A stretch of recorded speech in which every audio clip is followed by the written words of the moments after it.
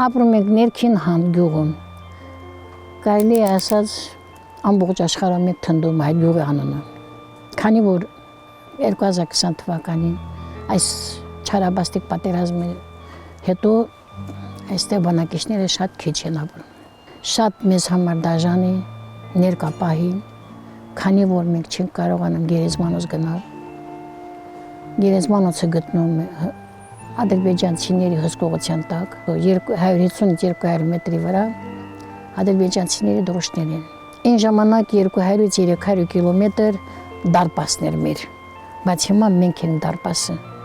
Ադրբեջանցիների դարպասը առաջնահերթ մենք ենք։ Ճիշտ է, որ ասենք չենք վախենում, սուտ է, բայց դե էլի ապրում ենք էլի։ Մի 3-4 օր առաջ իրանք զորավարժություններ են անում։ Մեզ մոտ է, կրակոցները լսում են, երեխաներն էլ, մենք բոլորս լսում ենք այդ կրակոցները, բայց տեղիք չենք տալիս, մեր գյուղից երբեք մենք չենք բացակայվել հիմնականում։ Եթե ընթացքը ոնց կորոշվի, ինչ կլինի, արդեն չգիտեմ։ Հիմա բերք ենք հավաքում, բայց չենք կարող ռեալիզացիոնենք։ Ճիշտն ասած, ես մարզպետը եկել էստեղ, մարզպետ տեղակալ եկել էստեղ, դիմել է իրանց, ասեցինք աջակցենք, սակայն արդեն ցուրտ ունեմ էլի, հավաքեմ, դդում էինք ցանել։ Երևակայ 2 տոննայի ծավալ ունեմ, բայց չեմ կարողանում ռեալիզացիոնեմ։ Իմ աշխատանքս ոնց որ գետնի է։ Ես միայն կառաջարկեմ առաջնահերթ, իհարկե առաջնահերթ, մեր գերեզմանոցի դարպասը բացվի, որ մենք էլ գնանք գերեզմանոց, քանի որ իմ երեխայի շիրիմն այնտեղ է գտնվում, եւ մյուսները կիսուր կեսրալիս եւ բոլորինը։ Մեր ցավոտ տեղը այդ է, ովքեր որ գալիս են, դա ենք դիմում ենք,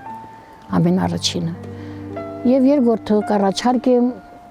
կապանում, ոնց որ մեզ համար, մեր գյուղի համար, մի հատ բանջարեղենի տեղ լինի, որ մենք մեր բերք ու բարիքը տանենք հանձնենք իրանց։ Այդ մեղրն է, մեղրը հեչ, մեղրը կարողանում ենք ծախենք, անկախ նանա ծախում է։